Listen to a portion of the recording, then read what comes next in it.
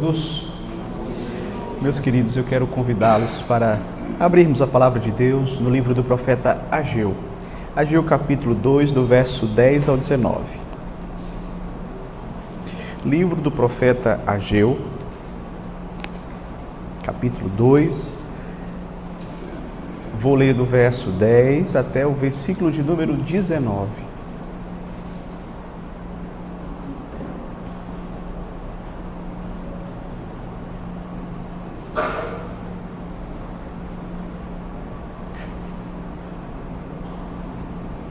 Ageu, capítulo 2, do verso 10 ao verso 19. Nos diz assim a palavra do Senhor. Ao 24º dia do mês nono, no segundo ano de Dario, veio a palavra do Senhor por intermédio do profeta Ageu, dizendo: Assim diz o Senhor dos Exércitos: Pergunta agora aos sacerdotes a respeito da lei.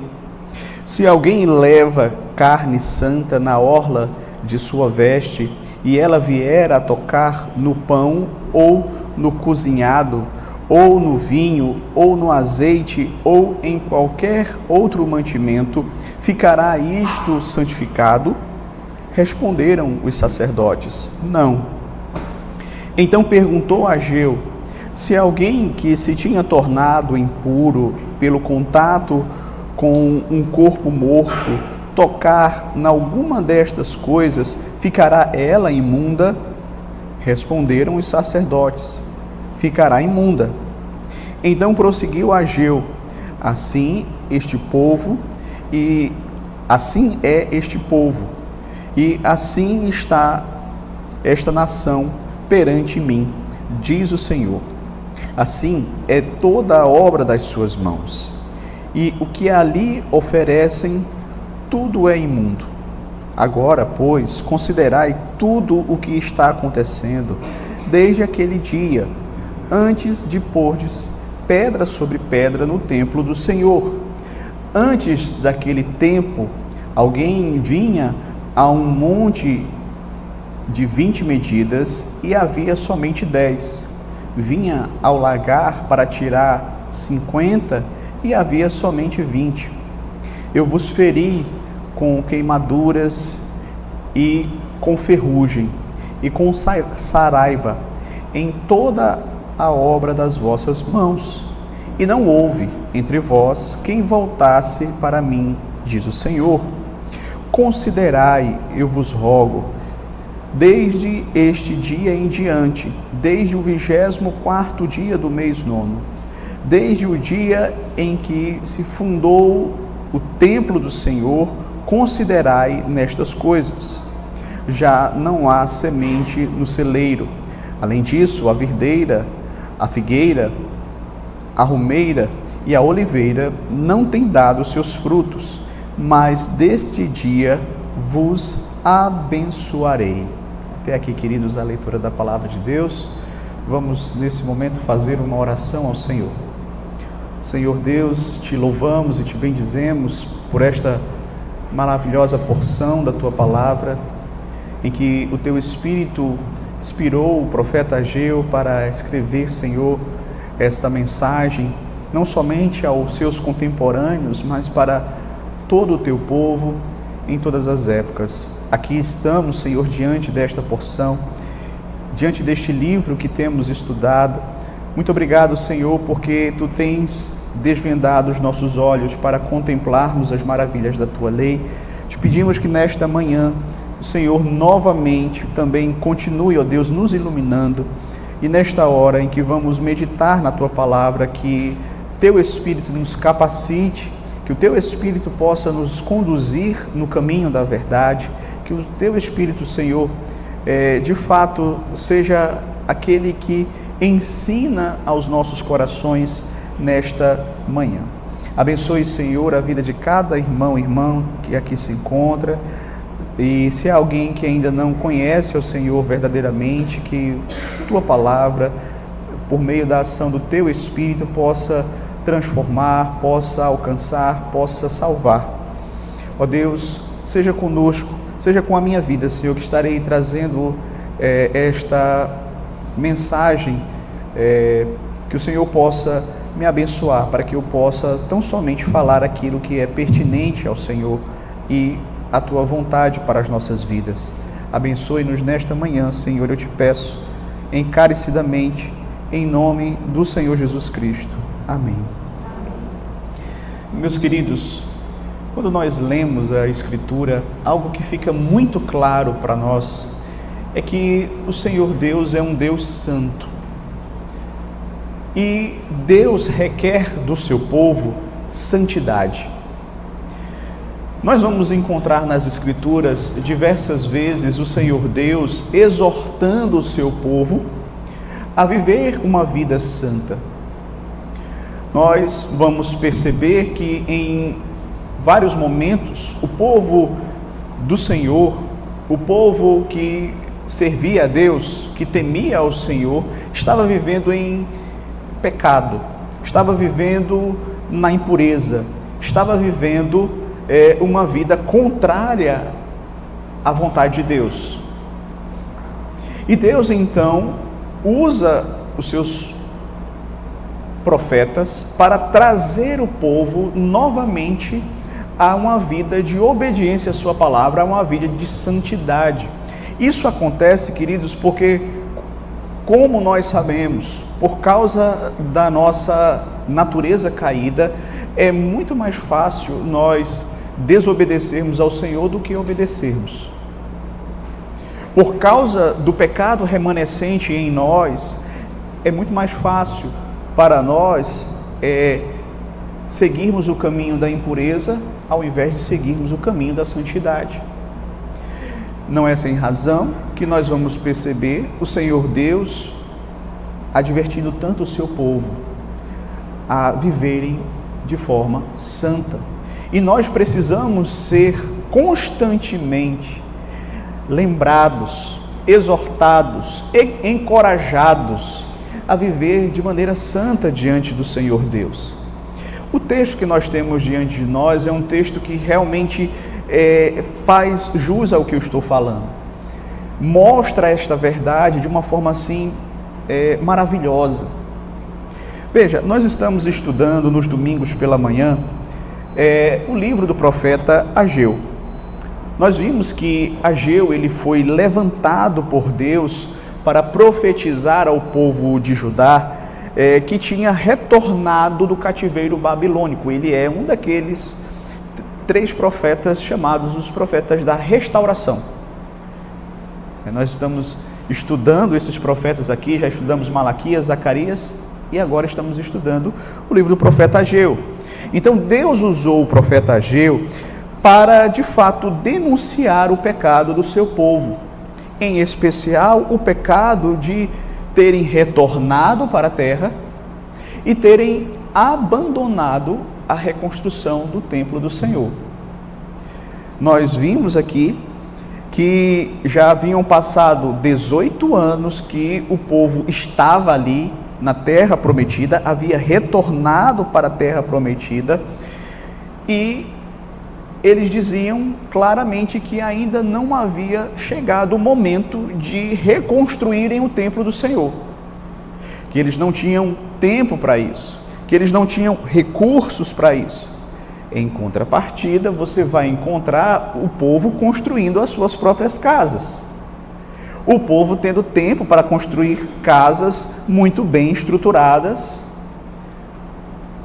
muito bem, como diz o profeta, apaineladas, enquanto que para a obra do Senhor o povo não tinha tempo, o povo não tinha recurso. Então Deus levanta o profeta Ageu justamente para trazer uma mensagem de exortação ao povo, para que o povo retornasse ao Senhor. Então, nós vamos perceber que na primeira mensagem que o profeta Ageu trouxe, foi uma mensagem basicamente em que Deus conclama o povo ao arrependimento, para que o povo se voltasse para Ele, para que o povo priorizasse a Ele. E uma das formas de priorizar o Senhor era priorizando a reconstrução do templo. Nós vimos que, a princípio, o povo ouviu a mensagem, entendeu que era a mensagem do Senhor para a vida deles, começaram a se mobilizar e reconstruir o templo 23 dias depois. Então, a resposta que o povo deu à primeira mensagem de Ageu foi positiva. O povo entendeu que Deus estava falando por meio do profeta e foi, então, fazer aquilo que Deus orientou que eles fizessem: reconstruir o templo do Senhor. Na segunda profecia, isso no capítulo 1, na segunda profecia, que foi aqui no início do capítulo 2, nós vimos que Deus, por meio do profeta Ageu, está encorajando o povo a realizar aquela tarefa, a realizar a reconstrução do templo. Então Deus traz uma mensagem de encorajamento, dizendo: sejam fortes, trabalhem, eu estou com vocês, o meu Espírito está com vocês, e mais, saibam que a glória desta segunda casa vai ser maior do que a primeira. Essa foi a última mensagem que nós vimos aqui no profeta Ageu, que foi do capítulo 2, do verso 1 ao 9. Hoje nós vamos ver a terceira profecia de Ageu para o povo. Pela terceira vez, Deus levanta o profeta Ageu para falar ao seu povo, e nessa terceira mensagem, Deus vai conclamar o seu povo a uma mudança de vida.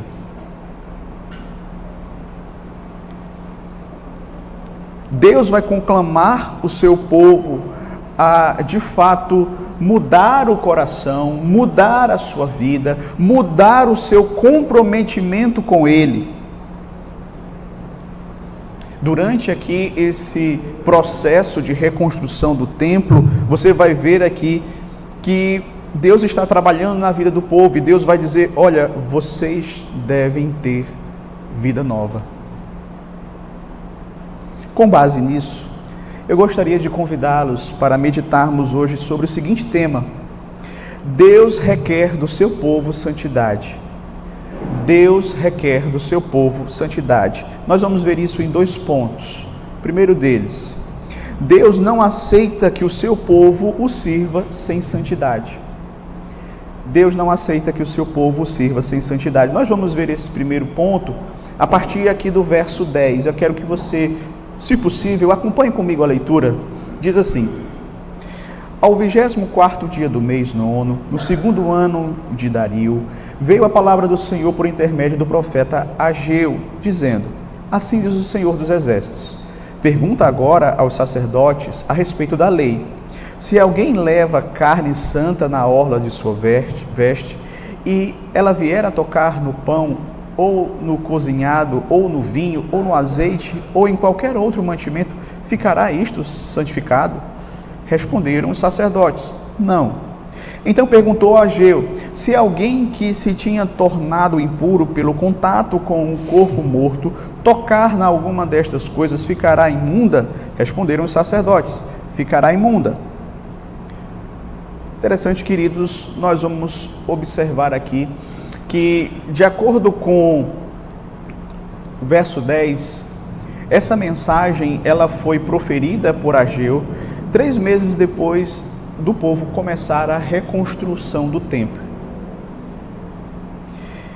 E Ageu aqui traz uma palavra do Senhor dos Exércitos. É muito interessante como, no decorrer do texto, você vai ver esse título, não é, do Senhor, o Senhor dos Exércitos, sendo repetido pelo profeta. E não é sem razão. Não é sem razão que você vai ver aqui esta ênfase no fato de que Deus é o Senhor dos Exércitos. O Senhor dos Exércitos é aquele que é soberano sobre todas as nações da terra, inclusive sobre o seu próprio povo, povo de Judá. Mas o Senhor dos Exércitos aqui, ele não está, meus queridos, travando uma batalha contra as nações. Deus está travando uma batalha com o seu povo, uma batalha interna, uma batalha no coração do seu povo. E a profecia aqui, meus queridos, vem de uma forma diferente. Diferente daquilo que nós temos visto no decorrer do livro do profeta Ageu. Você vai perceber que ela vem por meio de uma pergunta que Ageu faz aos sacerdotes. Na verdade, duas perguntas. Ageu vai primeiramente perguntar aos sacerdotes: alguém que levar carne santa, isto é, uma carne que foi oferecida ao Senhor em sacrifício, na borda das suas roupas, era na orla que o sacerdote ele pegava a carne com a orla das suas vestes. Mas aí ele pergunta: se algum outro alimento tocar neste alimento, vai se tornar santo?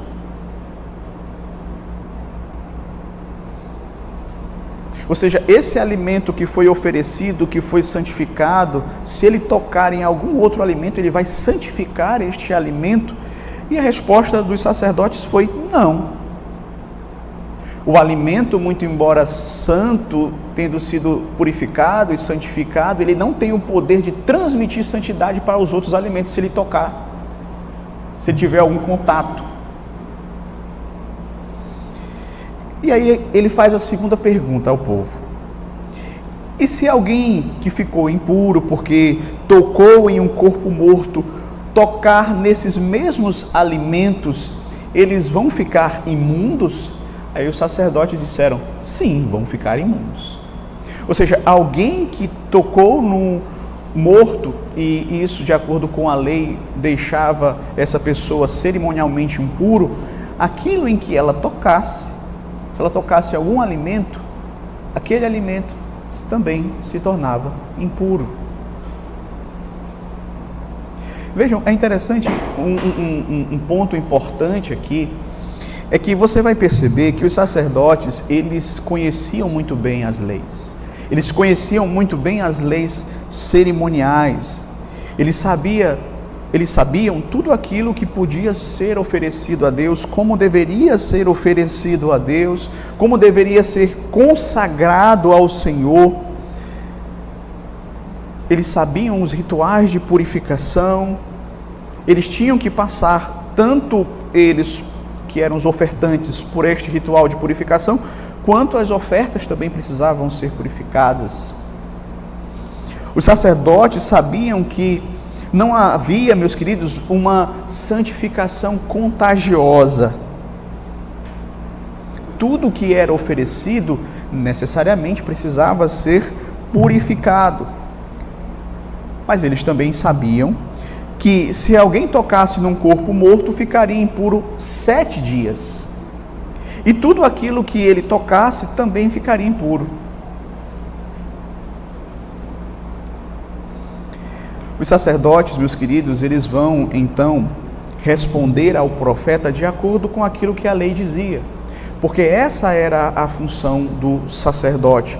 Ele deveria ensinar ao povo exatamente aquilo que a palavra de Deus ensina, como também é a função de todos aqueles que têm a responsabilidade, que foram incumbidos por Deus de anunciarem a palavra de Deus, devem falar tão somente aquilo que Deus ensina na sua palavra. Nós não somos chamados a ensinar meramente as nossas opiniões, os nossos achismos, as nossas próprias ideias. Eu devo falar até onde a Bíblia fala, e aonde ela se cala, eu também devo me calar. Os sacerdotes responderam corretamente. Eles eram, de fato, responsáveis por todo o cerimonial dos sacrifícios. Eles sabiam o que deveria ser feito, o que tornava algo puro e o que tornava algo impuro.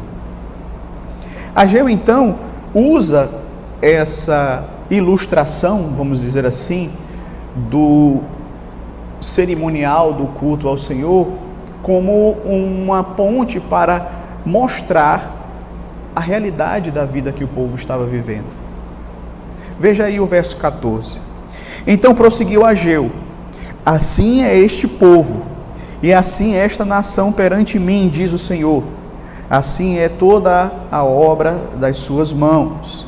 e o que ali oferecem, tudo é imundo. Deus usou a lei cerimonial para ilustrar a realidade daquele povo. Ele sabe, de fato, meus queridos, que o povo não estava vivendo de forma correta diante dele. Ele vai dizer aqui para o povo: sabe quem também está imundo? Vocês estão imundos. Então, tudo que vocês oferecem, tudo aquilo que vocês fazem, está também contaminado com o pecado de vocês. Também é imundo diante de mim.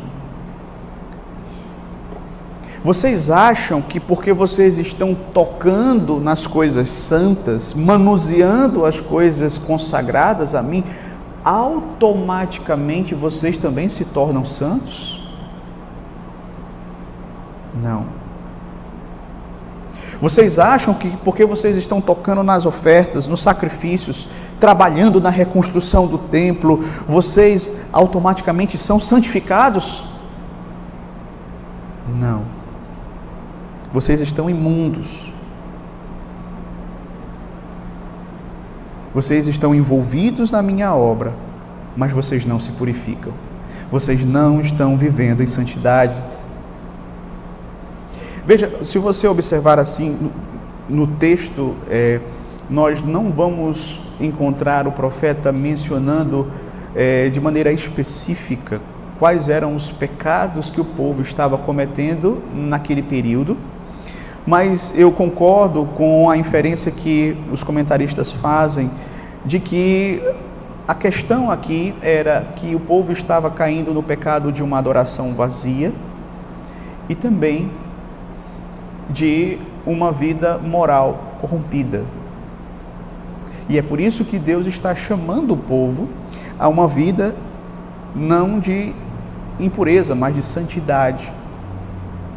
E é interessante, queridos, que Deus vai dizer aqui que aquilo que eles estavam oferecendo, uma vez que eles estavam impuros, também era impuro diante do Senhor Deus. A adoração deles não era agradável a Deus, porque antes de Deus receber a oferta, Ele tem que receber a vida do ofertante.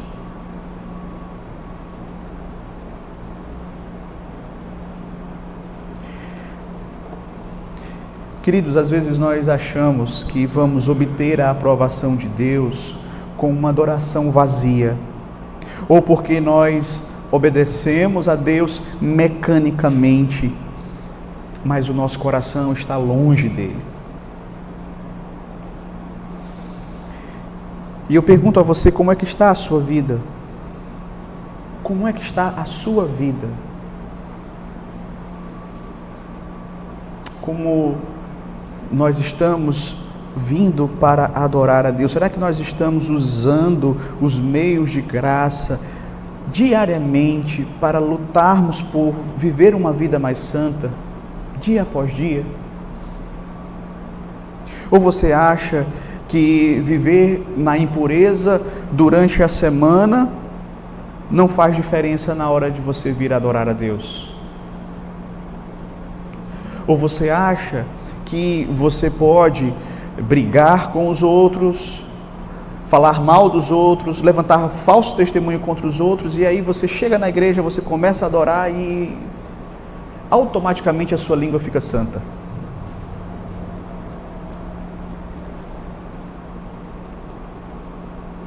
Veja, não é assim. A santidade não é algo automático. É algo que é trabalhoso. Não é algo que nós somos tocamos na ceia do Senhor e ficamos santos. Não é assim. Mas muitas vezes, queridos, nós pensamos que é assim, nós agimos como se fosse assim. Deus não aceita que o seu povo o sirva sem santidade. Esse era o primeiro ponto que eu queria destacar nesta manhã. Mas um segundo ponto que nós precisamos também refletir é que o povo de Deus deve responder à exortação do Senhor com arrependimento e mudança de vida.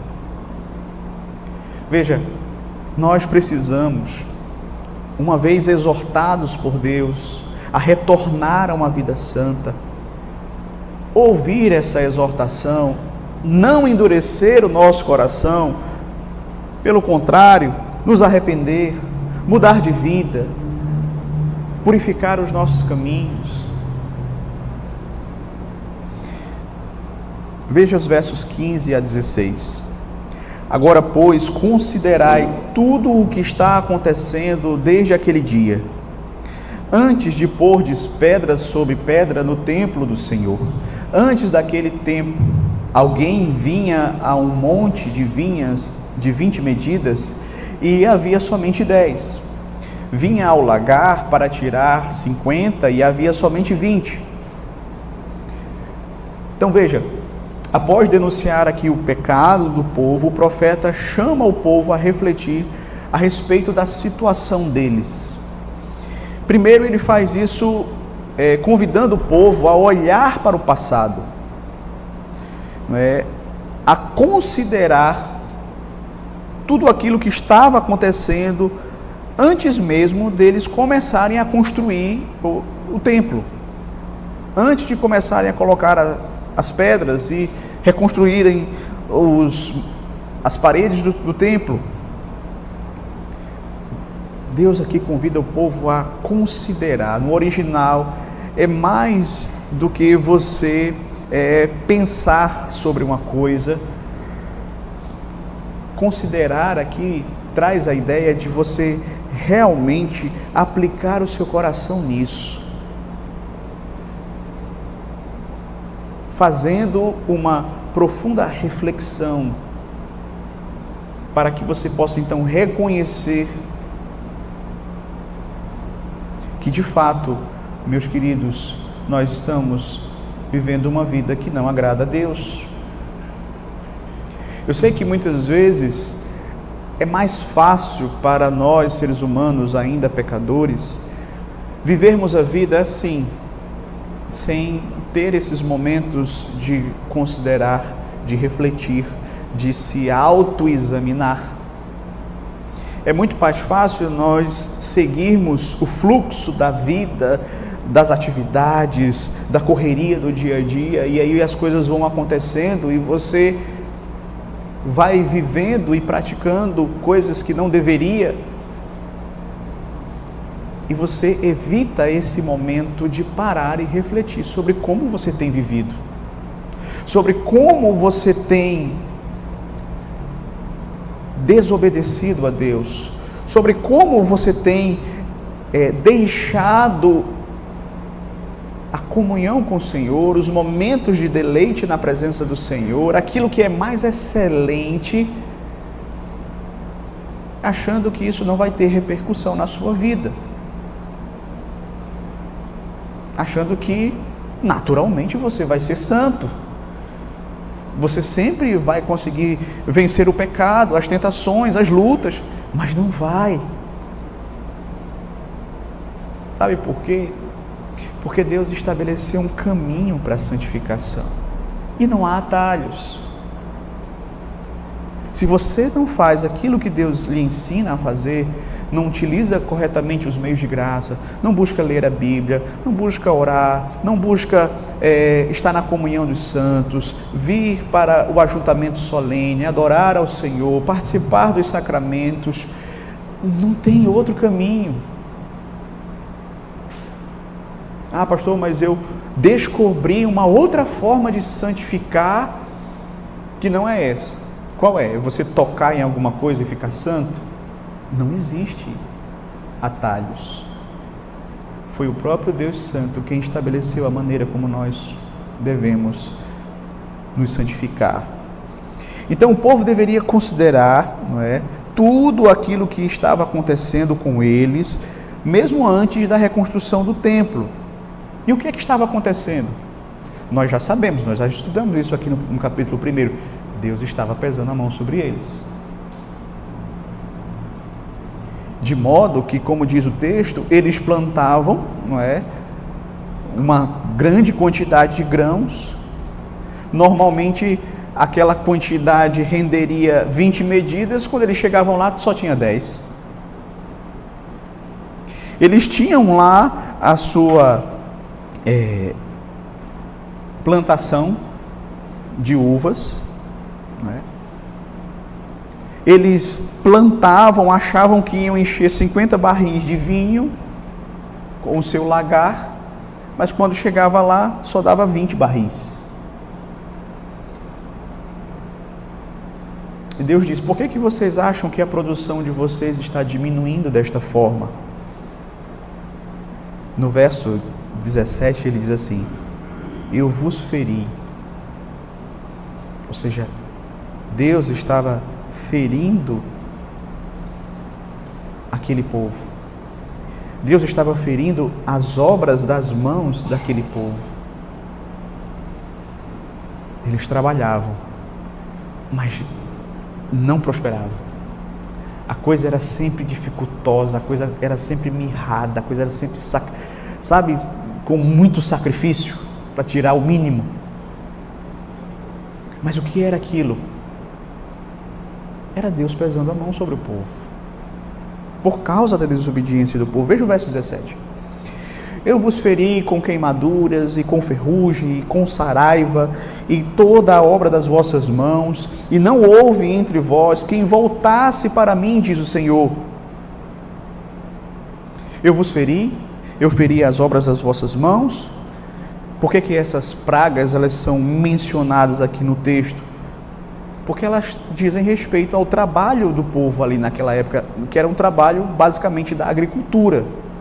O povo plantava para sobreviver, mas aí vinham as queimaduras, que eram basicamente ventos escaldantes que secavam as plantações. Mas aí vinham a ferrugem, que também pode ser traduzido como mofo, ou seja, pragas que vinham e apodreciam as plantações. E por fim ainda vinha uma terceira praga, que era para acabar com tudo mesmo, que era o granizo, que era para destruir a plantação. Então, a mão do Senhor pesava sobre eles e tudo ficava mais dificultoso. E o ponto aqui, meus queridos, não são as pragas em si, mas o que é que essas pragas representam? Essas pragas representam a maldição da aliança. O povo havia desobedecido a Deus, havia quebrado a sua aliança com Deus, e Deus estava fazendo exatamente aquilo que ele prometeu que faria, lá em Deuteronômio capítulo 28.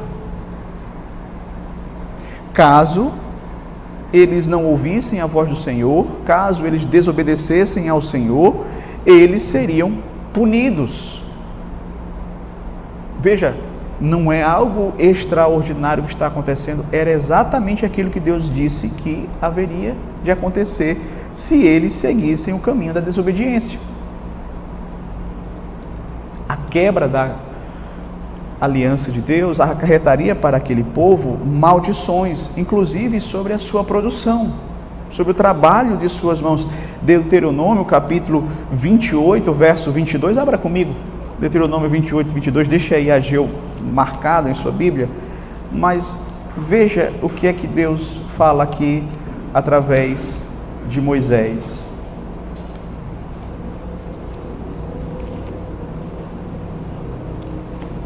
Deuteronômio 28, verso de número 22. Veja que o Senhor diz que seria a punição caso o povo desobedecesse à vontade dele.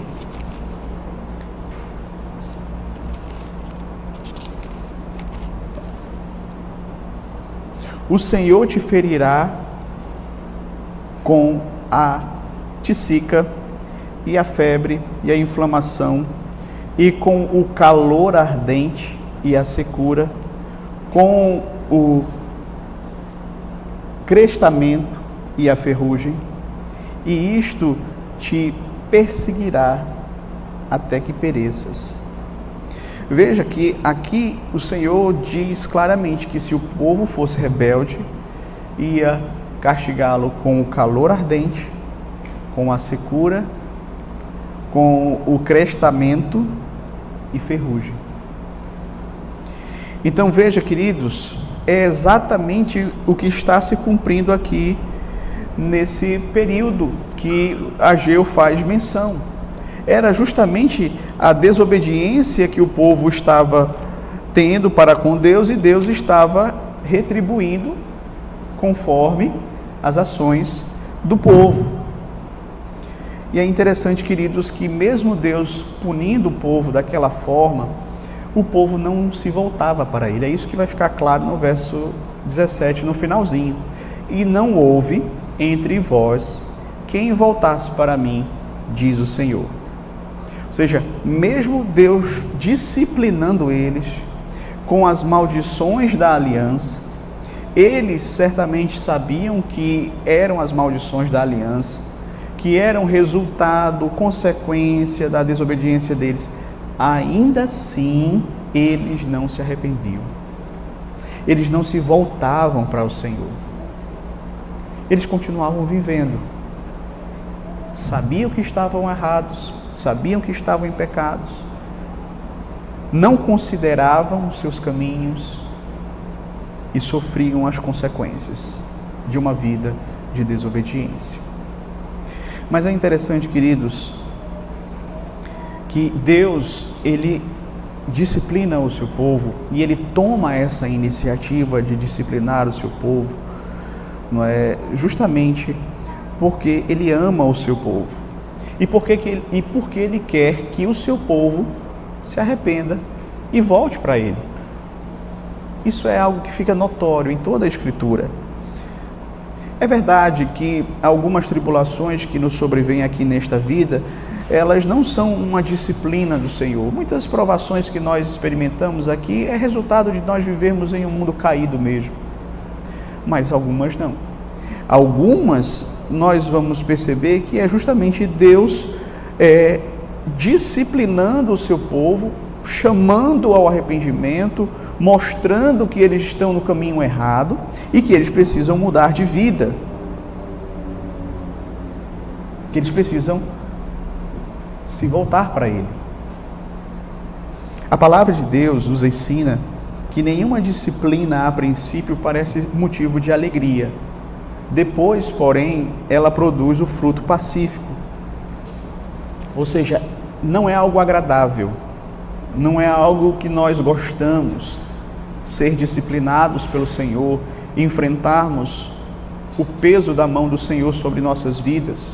O Senhor, muitas vezes, nos ferindo o trabalho das nossas mãos, mas Deus não faz isso porque Ele tem prazer nisso. Deus, quando disciplina os seus filhos, é para que eles possam, de fato, mudar de vida, abandonarem os seus pecados e voltarem a viver como devem viver, em santificação para Deus. E aqui, meus queridos, não é diferente. Deus estava mandando aqui aquelas pragas justamente para que o povo se atentasse e voltasse para Ele, mas ainda assim o povo não se voltava. Porém, Deus também chama o povo não apenas a considerar o passado, mas também a considerar o presente e o futuro. Aí nós vamos ver os versos 18 e 19. Considerai, eu vos rogo, desde esse dia em diante, desde o 24º dia do mês 9, desde o dia em que se fundou o templo do Senhor, considerai nestas coisas.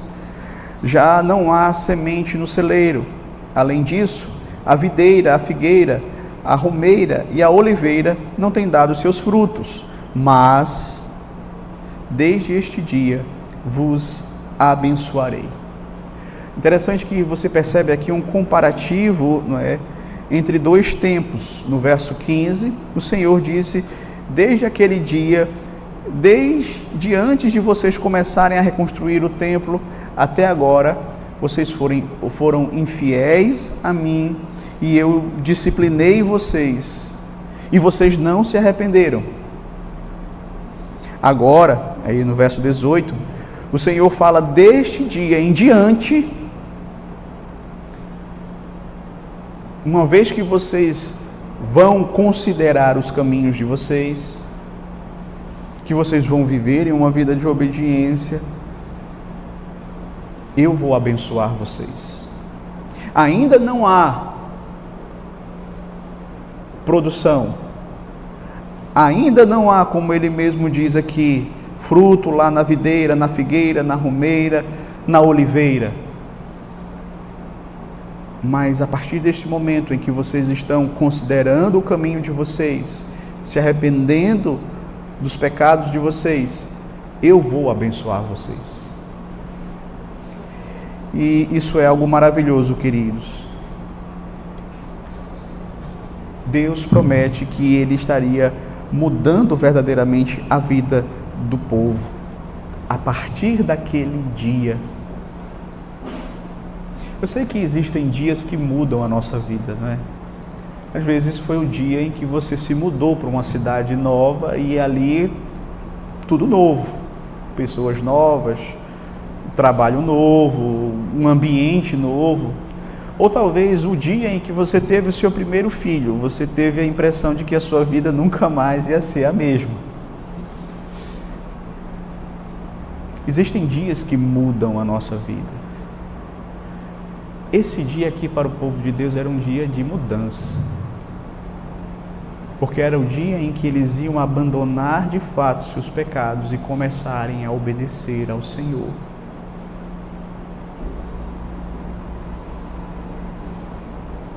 Então veja, queridos, hoje pode ser um dia que pode mudar radicalmente a sua vida. Se você de fato ouvir a mensagem do Senhor, e como diz a Escritura, não endurecer o seu coração. Se hoje ouvirdes a voz do Senhor, não endureçais o vosso coração. Mas atentar, considerar, obedecer à voz do Senhor. Você tem ideia disso? Que esse dia pode mudar radicalmente a sua vida? Veja, talvez você esteja ouvindo essa mensagem hoje, aqui ou pela transmissão, e você não entende muito bem o que nós estamos falando, mas você entende que nós somos pecadores, que precisamos ser santos diante de Deus. Saiba que só há uma forma de um homem ser purificado e aceito por Deus. É através de Cristo Jesus. Todos nós somos pecadores. Todos nós falhamos. Somente através de Cristo é que nós temos o perdão dos nossos pecados e a purificação das nossas vidas. Somente por meio de Cristo é que nós podemos nos reconciliar com Deus. Então hoje pode ser um dia extraordinário de mudança na tua vida, justamente por isso. Porque você vai entender, ou porque você já está entendendo, que você precisa apresentar-se diante de Deus adequadamente. E só por meio da purificação operada pelo Filho de Deus, Senhor Jesus Cristo, que morreu na cruz pelos seus pecados, é que você pode, de fato, ser santo, ser aceito. Saiba que isso pode transformar a sua vida completamente. Mas veja, se nós já cremos no Senhor Jesus Cristo, Ele certamente mudou a nossa vida. Mas talvez você esteja vivendo num período em que você precisa de uma nova mudança.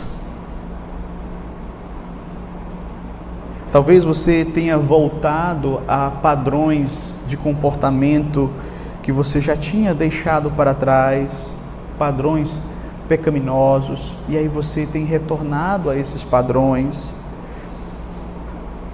Talvez você tenha, de fato, caído num marasmo espiritual, numa frieza, num certo acomodamento com o culto a Deus, e tudo para você é tão mecânico, a sua adoração é vazia, é sem amor, é sem fervor, é sem, sabe, aquele amor de fato que deve haver no nosso coração quando nós adoramos a Deus.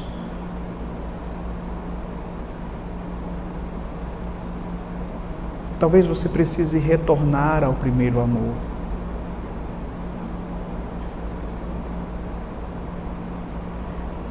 E saiba que se você ouvir a voz do Senhor hoje, chamando você ao arrependimento, chamando você para se voltar para Ele, para estar em comunhão com Ele, hoje pode ser um dia de uma mudança radical na sua vida.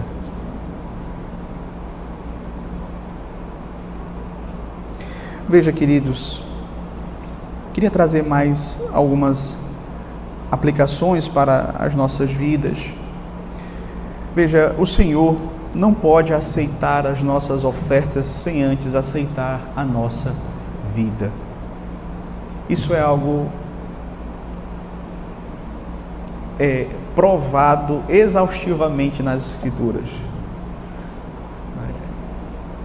O Senhor, por diversas vezes, disse ao povo: eu não suporto o culto de vocês, porque quando eu olho para o culto de vocês, eu vejo iniquidade associada ao culto solene.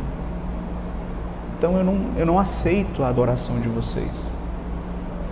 E veja, queridos, primeiro o Senhor tem que se agradar da nossa vida e receber a nossa vida para poder receber a nossa oferta. Nós precisamos viver em santificação. Deus é santo e requer que todo aquele que se aproxime dele também seja santo. Nós sabemos que esta santificação, ela de fato é por meio de Cristo.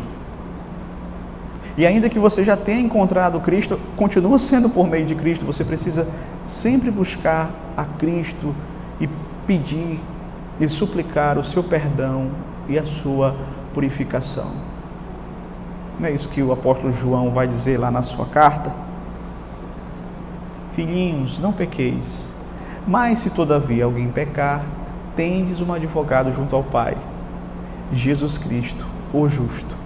Ele é a purificação pelos nossos próprios pecados, não somente os nossos próprios, mas também os do mundo inteiro.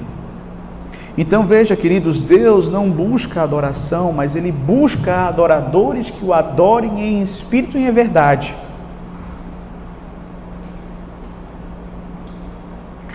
Ele está mais preocupado com a sua vida do que com aquilo que você faz para Ele. Eu sei que nós vivemos, infelizmente, no meio de uma cultura onde as pessoas, elas invertem essa realidade. Elas muitas vezes querem se envolver e trabalhar e fazer coisas na igreja, porque ela acredita que isso de alguma forma vai santificá-la, vai compensar as outras áreas da vida dela onde o Senhor não reina, onde o Senhor não interfere. Mas para ela estar na igreja, trabalhando, fazendo alguma coisa, isso traz uma sensação de anestesiar a consciência. Enquanto que Deus diz claramente que Ele está preocupado com a nossa vida e que o trabalho para o Senhor é uma consequência de uma vida que já está consagrada ao Senhor.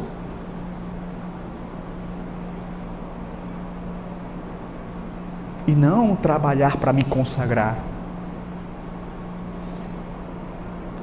Então, queridos, nós precisamos refletir sobre isso. Precisamos refletir também sobre o fato de que o caminho da santidade é sim o mais difícil. Como eu disse, queridos, às vezes nós achamos que porque fazemos certas coisas, automaticamente seremos santificados. Não, a santificação ela não acontece assim de forma contagiosa. A gente toca em alguma coisa e aí a gente fica santo. A gente entra pela porta ali do local onde nós nos reunimos para adorar e aí já ficamos santos. Nós participamos do culto e voltamos para casa santos. Veja, não é assim. A santidade ela requer mais. A santificação, meus queridos, ela é um caminho que não é um caminho fácil. Você negar a si mesmo, você vencer as tentações da carne, você vencer aquela inclinação do seu coração para não usar os meios de graça, porque é uma luta. Mas ainda assim você lutar para ler a sua Bíblia, para orar, para vir à igreja, você está ali, tudo, não é mais difícil. O caminho da impureza é muito mais fácil. O caminho da santidade é mais difícil. Mas, queridos, esse é o caminho que Deus quer que sigamos. E Deus não apenas chamou o povo da época de Ageu a considerar os seus caminhos, a se arrepender, a se voltar para Ele. Ele também nos chama nesta manhã. Nós teremos uma oportunidade maravilhosa sempre que nós participamos da ceia. Nós temos esse momento de considerar, de fazer o autoexame, de colocar as nossas vidas diante do Senhor, para que possamos assim participar de forma correta da ceia do Senhor. Então esse é um momento que Deus preparou para que você faça isso. Então não endureça o seu coração, não desperdice essa oportunidade, mas que você possa hoje ouvir a voz do Senhor, não endurecer o seu coração, mas responder positivamente ao chamado do Senhor à santificação. Que Deus nos abençoe. Amém.